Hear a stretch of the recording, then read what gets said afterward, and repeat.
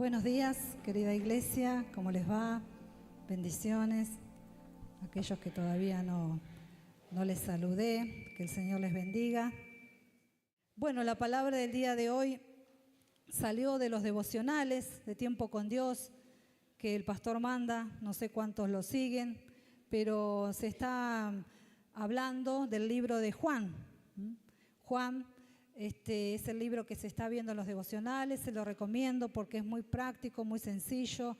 Y bueno, yo por lo general no los leo, porque leo los que el pastor nos manda a los líderes. Tenemos otro tipo de devocional que trato de seguir ese. Y bueno, pero un día se me da por ver los de acá, a ver qué está compartiendo la iglesia, qué está viendo. Y ahí Dios me habló en ese devocional. Entonces dije, Señor, esta es la palabra, porque tenía que traer una palabra a la iglesia. Y está, si bien esta palabra de la que vamos a hablar está en los 4 evangelios, es una palabra que se relata en los 4 evangelios. Si bien estamos hablando del libro de Juan, yo la voy a leer en Marcos, ¿sí? Quiero que usted me siga con la lectura porque es importante. Es un relato de 13 capítulos, es importante que lo siga porque de esto vamos a hablar el resto de la mañana, de lo que pasó aquí. Pero un poquito quiero ponerlo en contexto, cómo fue esta palabra, cómo sucedió esto. Una palabra muy conocida que habla de la alimentación de los 5.000 hombres, la alimentación que hubo de los 5.000 hombres. Bueno, en ese fueron hombres, pero también había mujeres y niños, pero la palabra habla de la alimentación de los 5.000. Y quiero ponerlo un poquito en contexto, cómo sucedió esto. Incluso lo dice el versículo 30 cuando iniciamos, que el Señor los había enviado a los discípulos a predicar. Vayan por las casas, por las aldeas, vayan por las ciudades, de 2 en 2, los mandó anticipadamente a este relato y les dice, vayan, prediquen, no lleven nada, no lleven otra muda de ropa, no lleven comida, no lleven nada. Ustedes preocúpense por predicar mi palabra, por llevar el evangelio, la salvación a cada lugar donde vayan. Bueno, sucedió que los discípulos lo hicieron y ellos volvieron. Y cuando volvieron muy contentos, alegres. Señor, tenemos mucho que contarte, no sabés. Los demonios se nos sujetaban, los enfermos eran sanos, Señor. Todo lo que vos dijiste que nos iba a pasar, nos pasó. Y orábamos en tu nombre, Señor, y teníamos la autoridad. Así que ellos volvieron muy contentos, muy contentos. Y el Señor, nuestro amado Jesús, acá vamos a mirar otro lado de una virtud o de algo que el Señor tenía precioso que se llama compasión. Compasión. Por eso el título de este mensaje es Un corazón compasivo. Un corazón compasivo. Y el Señor los mira y dice, pobre mis discípulos, llegaron cansados. Esto es lo que yo pienso, ¿no? Llegaron cansados, están hambrientos, ni siquiera han comido. Los voy a invitar a que crucemos al otro lado, al mar de Galilea, que tengamos un tiempo a sola, que descansemos. A todos nos gusta, ¿no? Después de un día trabajoso, de mucho trabajo, arduo, decir, bueno, ahora me toca descansar, me toca relajarme y quiero contar y quiero hablar. Y eso es lo que sucedió aquí. De esta manera comienza este relato. Marcos 6:30. Dice así, Reina Valera, ahí la voy a leer. Entonces los apóstoles se juntaron con Jesús y le contaron todo lo que habían hecho y lo que habían enseñado. Y él les dijo, venid vosotros aparte a un lugar desierto y descansad un poco, porque eran muchos los que iban y venían, de manera que ni aún tenían tiempo para comer. Y se fueron solos a una barca a un lugar desierto. Pero muchos lo vieron y le reconocieron, y muchos fueron allá a pie. Desde las ciudades llegaron antes que ellos y se juntaron a él. Y salió Jesús y vio una gran multitud y tuvo compasión de ellos, porque eran como ovejas que no tenían pastor. Y comenzó a enseñarle muchas cosas. Cuando ya era muy avanzada la hora, sus discípulos se acercaron a él diciendo, el lugar es desierto y la hora ya está muy avanzada. Despídelo para que se vayan a los campos, aldeas de alrededor y compren pan, pues no tienen que comer. Respondiendo él les dijo: dadle vosotros de comer. Ellos le dijeron: ¿que vayamos y compremos pan por 200 denarios y les demos de comer? Y él les dijo: ¿cuántos panes tenéis? Id y vedlo. Y al saberlo dijeron: 5 y 2 peces. Y les mandó que hiciesen recostar a todos por grupos sobre la hierba verde. Y se recostaron por grupo de 100 en 100, de 50 en 50. Entonces tomó los 5 panes y los 2 peces, y levantando los ojos al cielo, bendijo y partió los panes y dio a sus discípulos para que los pusiesen delante, y repartió los dos peces entre todos.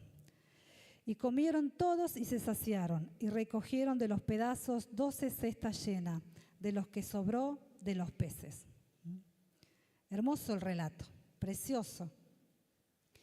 Notemos que dieron su informe al Señor, como les decía al principio. Ellos llegaron para dar informe al Señor. Mira, Señor, te queremos contar todo, cómo nos ha ido. Ellos querían presentar informe al Señor, le contaron todo lo que habían hecho, enseñado. Estaban súper contentos para comentarle al Señor. Entonces el Señor tuvo una buena intención, que fue la de ir aparte, y los invitó. Les dice: bueno, vámonos aparte, vamos a conversar, vamos a estar a solas. Es hermoso poder estar a tiempo, a solas con el Señor, en intimidad, ¿no? Era el tiempo en el que Jesús tenía y decía: bueno, yo estoy a solas con mis discípulos, los escucho, qué cosas le pasaron. Y ahí uno cuenta, ¿no? Cuando está en intimidad. No sabes lo que me pasó. En una metí la pata, dije esto y resulta que no era así. Y bueno, ahí es donde en la intimidad uno conoce mejor al otro y se puede expresar. Y cuando hay confianza puede decir, contarle todo, ¿no? Sin reservarse nada. Y eso es lo que hicieron los discípulos cuando se encontraron con el Señor.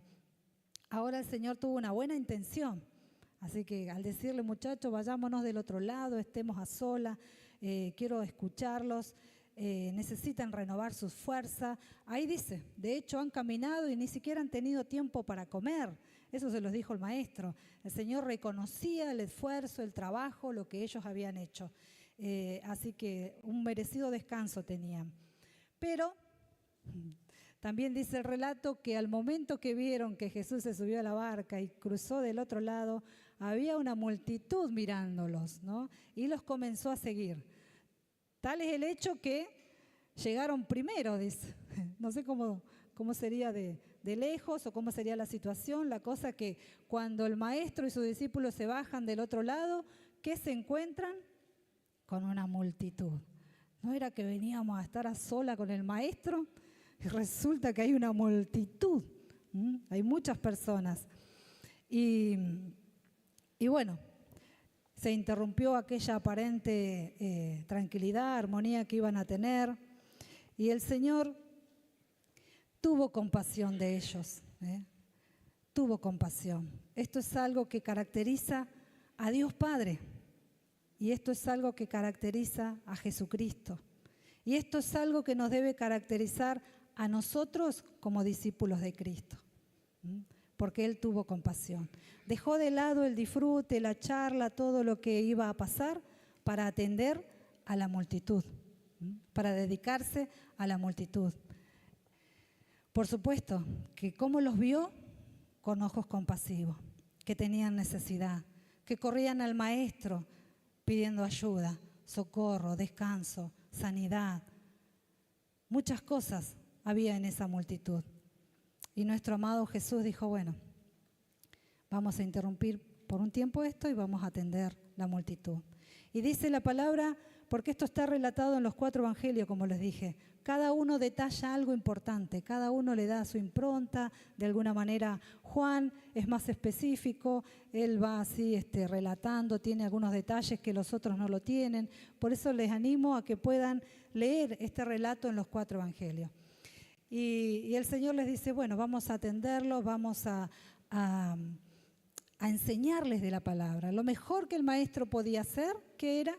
Enseñarles de la palabra. Dice que les enseñó todo el día, todo el día.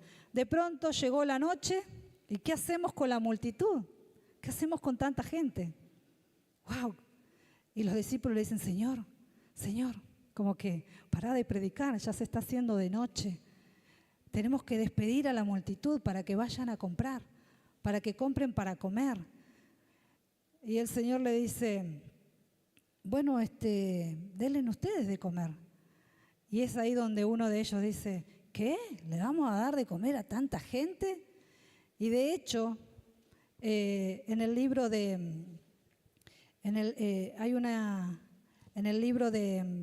Juan 5, el Señor le pregunta ahí a Felipe y le dice a Felipe esta pregunta, ¿de dónde compraremos pan para que coman estos? Fíjense en cómo el Señor estaba trabajando, no solo en la multitud, sino en sus discípulos. Porque en el momento que ellos le dicen, Señor, despídelo para que vayan a comprar a las aldeas cercanas pan, algo para comer, el Señor lo mira a Felipe y le dice, ¿de dónde vamos a sacar para darle a esta multitud de comer? Y es ahí donde Felipe le dice, no sé, Señor, ni siquiera 200 denarios alcanzan para comprar y dar de comer a esta multitud. Se entiende que por ahí le preguntó a Felipe porque lo tenía cerca o porque Felipe era de Betsaida, del pueblo más cercano. Entonces se supone que Felipe tendría que saber de dónde, ¿no?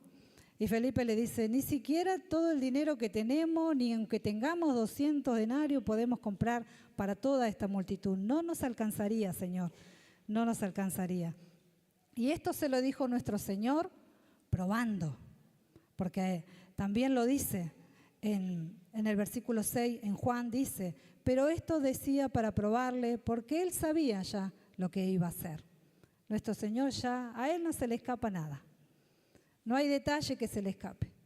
Nosotros decimos muchas veces, uy Señor, ¿y ahora qué hacemos? ¿Y ahora? Pero al Señor no se le escapa absolutamente nada. Así como Él tuvo compasión, así como Él miró la necesidad que tenía este pueblo, Él ya sabía cómo la iba a suplir. Él ya lo conocía, Él ya sabía.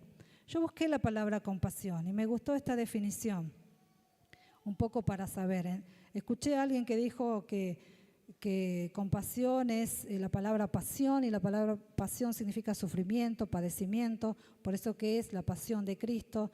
Y el prefijo com es algo que lo acompaña, ¿no? Es sentir. Pero a mí me gustó esta definición. Compasión es la capacidad de sentir y conmoverse con el sufrimiento ajeno, alcanzando un alto grado de compenetración que va más allá de la empatía. La compasión se produce al presenciar el dolor o el sufrimiento ajeno y empuja a quien la siente a proteger a la persona afligida o redimida o remediar su dolor, tratar de remediar el dolor de la otra persona. Le hago una pregunta. ¿Ha sentido compasión alguna vez? No es empatía. Muchas veces hablamos de empatía, tenemos que tener empatía, ayudar al que necesita, pero la compasión es un poquito más profunda. Tiene que ver con esto de que a mí me duela, yo sienta el dolor del otro, sienta lo que le está pasando. Una vez le pedí al Señor que me enseñara qué era eso. No sé por qué lo voy a contar. Señor, enséñame lo que es la compasión. Porque siempre nos hablaban en la iglesia de la compasión, de la compasión. Digo, ¿qué será eso? ¿Con qué se come? Yo quiero saber, Señor. Enséñame lo que es la compasión. Y oré, y ojo con lo que oran. Y el Señor me enseñó un día, el día menos esperado. Sucedía algo conmigo.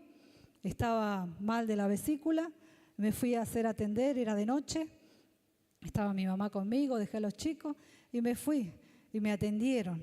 Y cuando salí del lugar donde me atendieron, de reojo miro a una persona que está en el piso.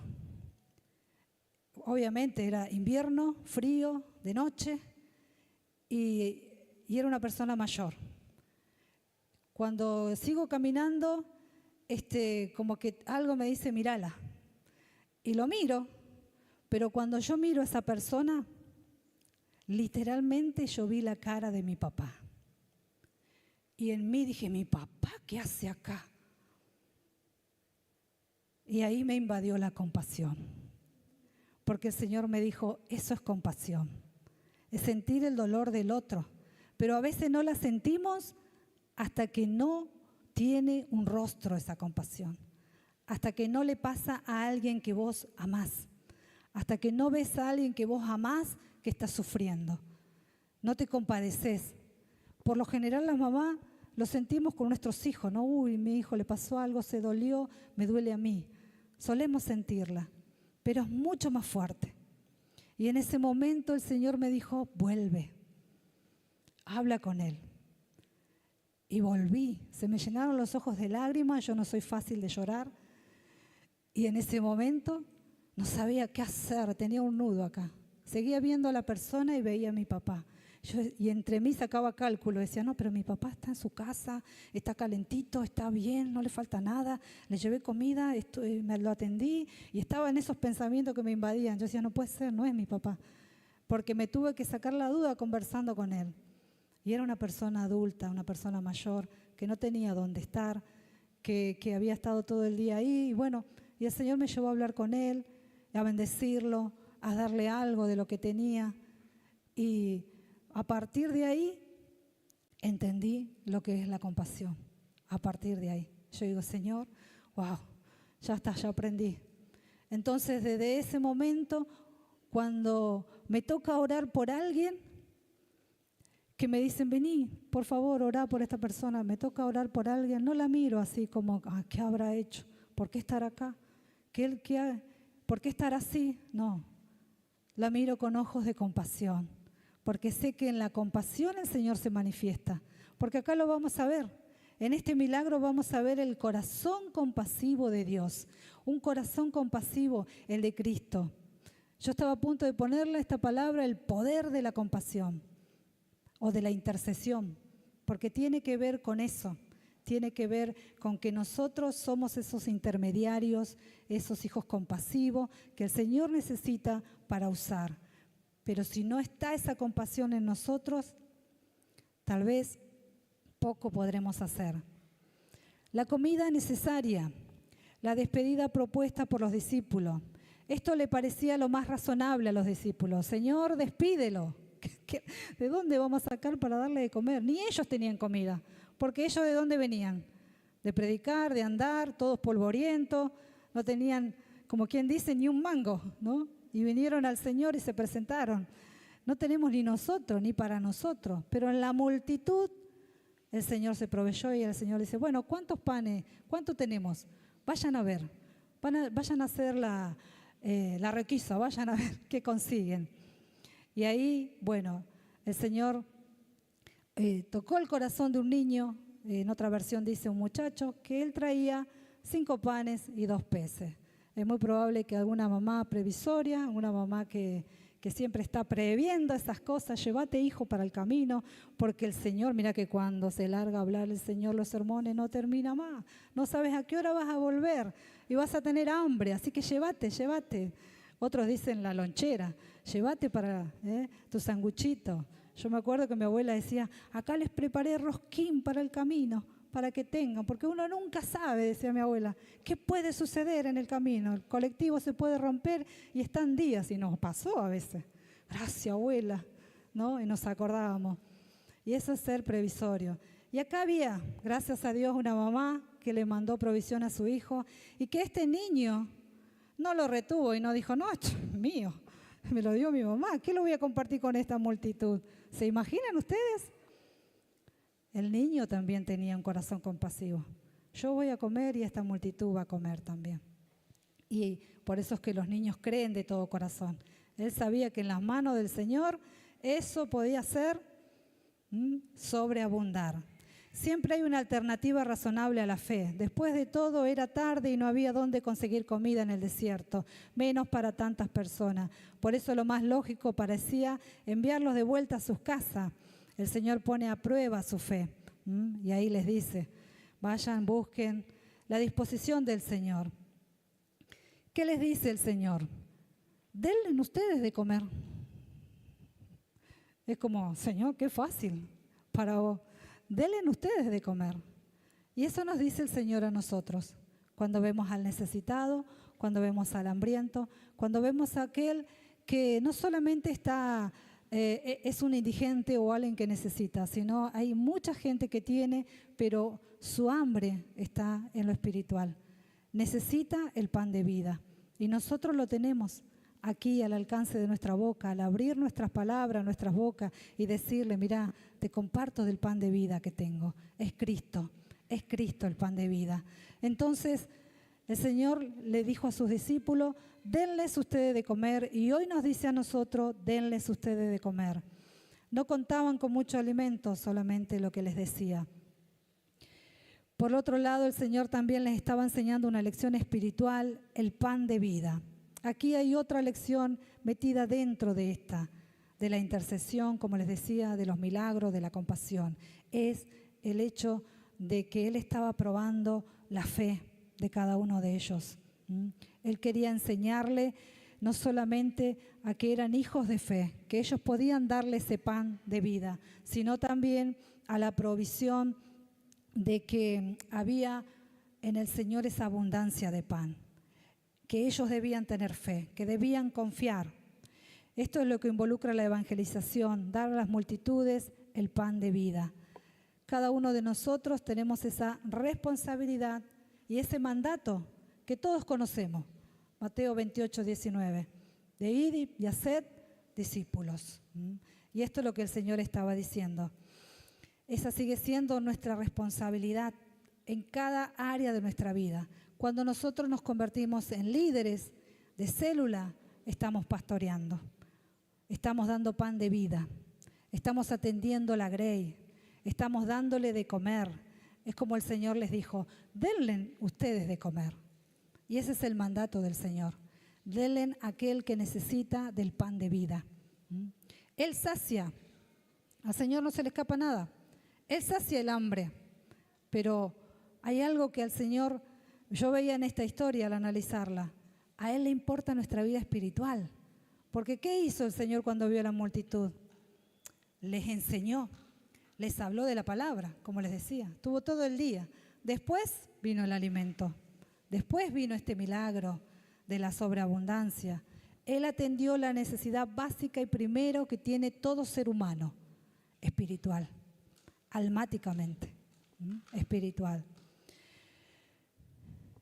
El control absoluto de la situación, Dios siempre se caracteriza por el orden y no por la confusión. Así facilitaría la distribución posterior del alimento. Exigió fe por parte de los discípulos, hacer que la multitud se sentara en grupo cuando todavía no había alimentos para ellos. Por eso digo que el Señor trabajó la fe de los discípulos.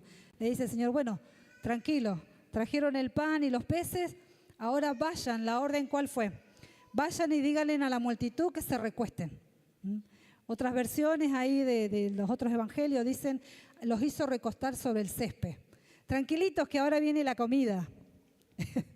Es lo que le dijeron los discípulos. Tranquilos, no sabían ni de dónde iba a salir, ni cómo iban a comer tantos, porque se presumen que eran como 15.000. ¿No? Supongamos que cada uno de ellos tenía esposa, de los 5.000 hombres, 5.000 mujeres, son 10, más los niños que estaban ahí. ¿Cómo le iban a dar de comer a tantas personas? Pero el Señor tenía el control absoluto de la situación. Dios siempre se caracteriza por el orden y no la confusión. Por eso es que los mandó de 50, de 100 en 100, de 50 en 50. Vamos a hacer una cosa, vamos a ordenar esta situación. Y es lo que el Señor hizo. ¿Cuál es el paso posterior? Tomando la cesta de los panes y los peces, dice que los alzó su vista al cielo y los bendijo. Y los bendijo. Y cuando uno levanta algo, no ve lo que pasa. Y ahí está el milagro de la multiplicación. Porque cuando esa cesta bajó, no bajó 5 panes ni 2 peces. Ahí es donde se comenzó la multiplicación. El Señor, aún siendo hijo de Dios, agradece. Agradece por la provisión, aunque sea poca. Cualquiera de nosotros en nuestra mente y en nuestro razonamiento diríamos, es re poquito, no va a alcanzar para nadie. ¿Qué va a hacer el Señor? ¿Qué va a hacer? Pero Él demostró una vez más que es un hijo agradecido. Oró al Padre y bendijo lo que tenían. Otra cuestión aquí es que el Señor ve lo que tenés en tu mano, lo que tenés para darle. Esta es otra enseñanza, lo que hay en tu vida para el Señor. ¿Qué le estás dando? Iglesia, ¿qué le estás dando al Señor? ¿Le estás dando tu tiempo, tu vida, tu juventud, tus mejores años? Ahí decía, quiero gastarme para ti. Y lo cantábamos con mucha efusividad. Estoy gastándome para ti, Señor. Cada día de mi vida. ¿Qué le estás dando al Señor? Déjame decirte que según esta enseñanza, no es poco lo que tenés. No es poco. A veces decimos, yo no sé hacer nada. No, yo, la verdad que no tengo estudio. Yo, ¿qué voy a hacer? Yo, una célula. Yo. Y nos miramos. Pero el Señor te dice, ¿qué tenés en tu mano para darme? Porque en mis manos se multiplica. En mis manos yo soy el dador de la vida. En mis manos yo soy el que provee. En mis manos yo soy el que soy. Eso dice el Señor. Entonces nuestros dones, talento, nuestra vida, que sea para el Señor. Señor, tengo esto nada más para darte. Tómalo, tómalo. También esta canción cerraba diciendo que Él recompensa, que de Él es la recompensa. Y cuando yo creo esta verdad espiritual, que Él recompensa, lo poquito que yo tengo, Él lo recompensa. Él lo vuelve en sobreabundancia, porque pasó acá en esta enseñanza. De lo poquito que tenían, el Señor lo multiplicó, lo sobreabundó. ¿Cómo termina la historia? ¿Qué termina diciendo? Que Él recogieron aún lo que sobró. Y esa es otra enseñanza. El Señor no desperdicia nada. A veces nosotros, mira, sobró, tíralo todo. No, dice el Señor, recojan lo que sobró. ¿Y saben qué? ¿Cómo cierra? Diciendo que sobraron 12 cestas. No se perdió nada, absolutamente nada. Eso es para que veamos, el Señor no derrocha nada, no pierde nada. ¿Qué estaban haciendo los discípulos al momento que vinieron a Jesús? Habían estado trabajando en su obra. ¿Y ahora qué recibieron los discípulos? Recompensa. Tomen, muchachos, lleven para sus casas, para sus hogares, provisión, el pan. Y ese es nuestro Dios. De esa manera Él recompensa tu trabajo, tu esfuerzo, todo lo que le das al Señor. Nada es en vano en las manos del Señor. Nada es en vano que te gastes para el Señor, que le des a Él tu vida, que le des tu corazón, que le des los mejores años. Señor, esto tengo para darte. Es poco, pero te lo doy a ti de todo corazón y en obediencia. En obediencia, Señor, sabiendo que tú multiplicas, sabiendo que tú me recompensas. No espero nada del hombre, no espero nada del hombre, porque el hombre hasta se olvida de decir gracias, pero tú eres el que recompensa. Tú eres el que está mirando todas las cosas. Nunca demos nada pensando, mira, ni las gracias me dieron, yo que me esforcé, yo que fui, yo que le di. Ahí está tu yo, hermano.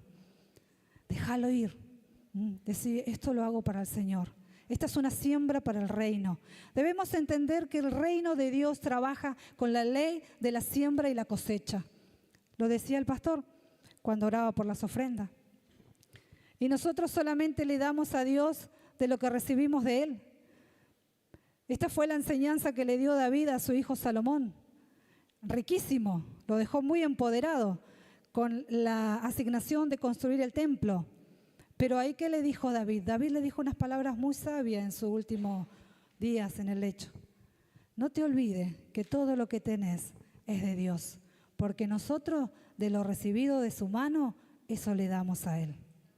No es tuyo, no es tuyo, no es tuyo. Por eso es que poquito, Señor, tengo este poquito para ofrendar. Tengo este poquito, mirá, voy a dar este diezmo. No importa.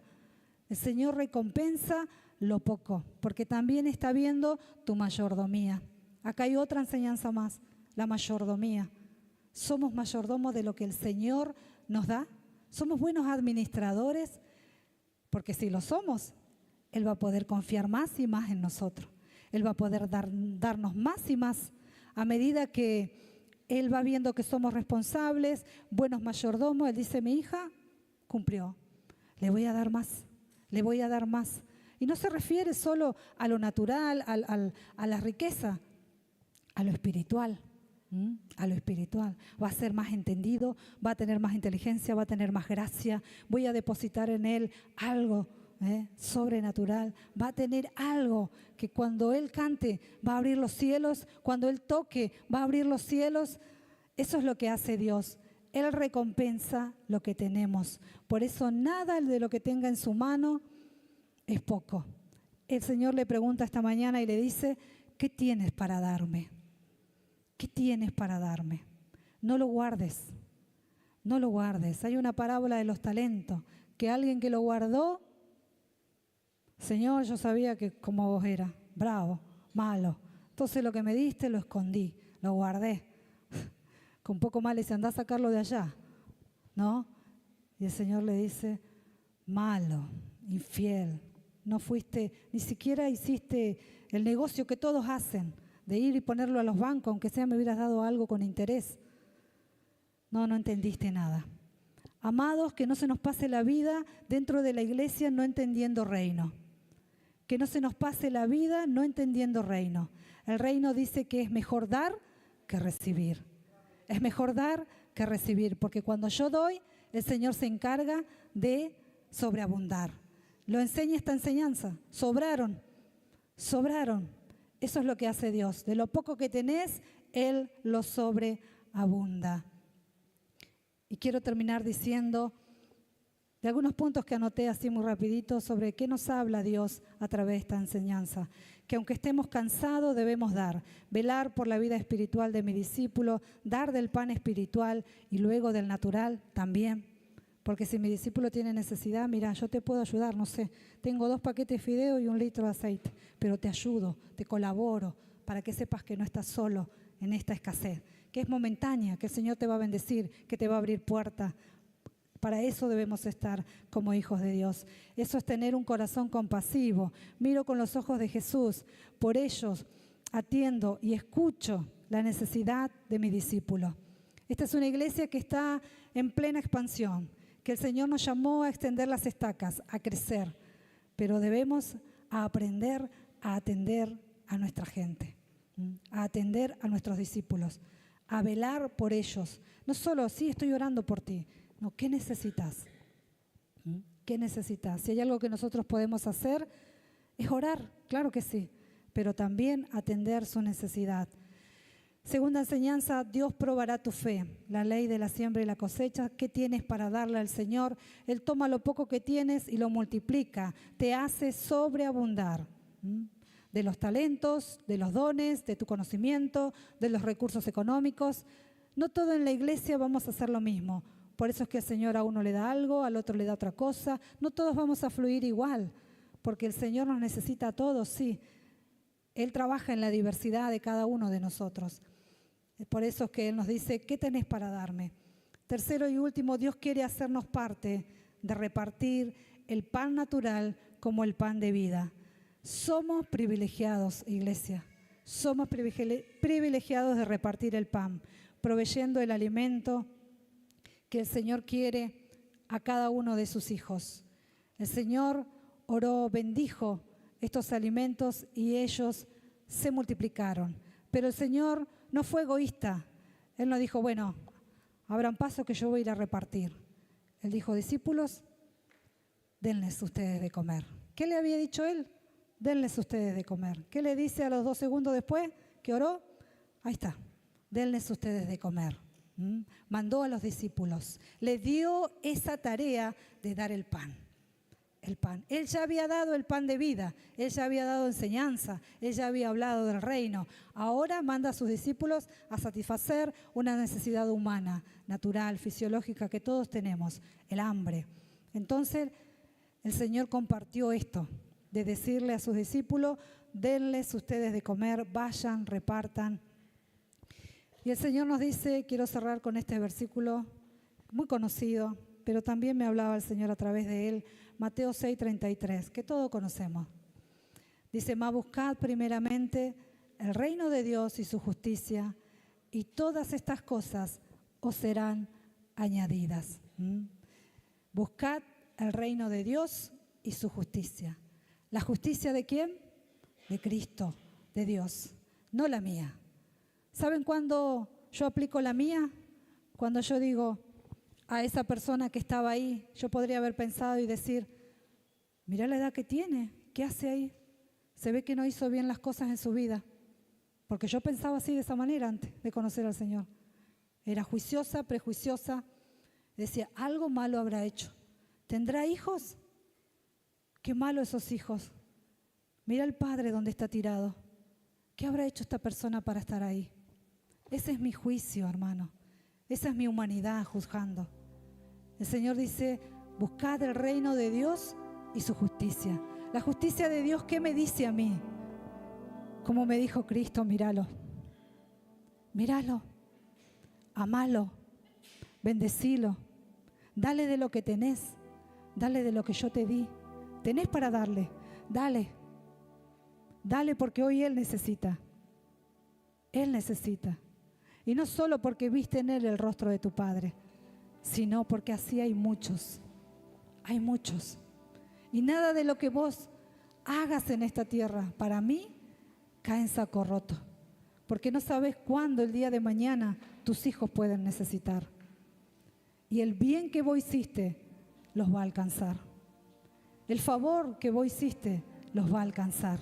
Nada se pierde en el Señor, nada. Nada es en vano. Su palabra dice, un vaso de agua le alcanzás a alguien en mi nombre, tendrá su recompensa. Tendrá su recompensa. Y yo quiero esa recompensa de parte de Dios. Este milagro surgió a causa de la multitud. El Señor es conmovido a misericordia. El Señor no iba a hacer ese milagro. Él iba a disfrutar un tiempo con sus discípulos. Pero justo sucedió esto. Y el Señor lo aprovechó para darle una hermosa enseñanza a sus discípulos. De un corazón compasivo, trabajó en su fe, en la provisión, en el que Él tenía el control. Él tiene el control de las cosas.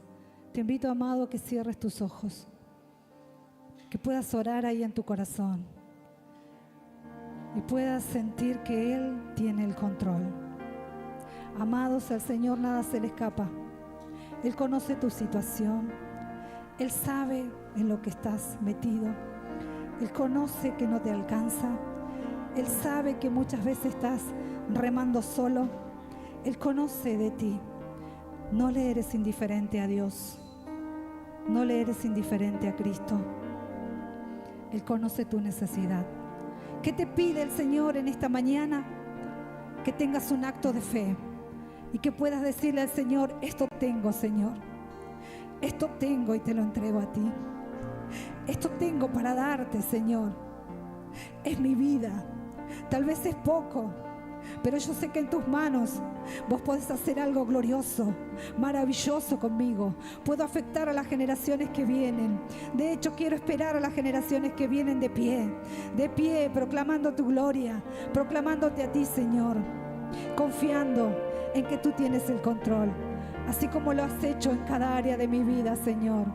Así como tú me has mostrado tu paz, tu compasión, tu benignidad, tu bondad, Señor.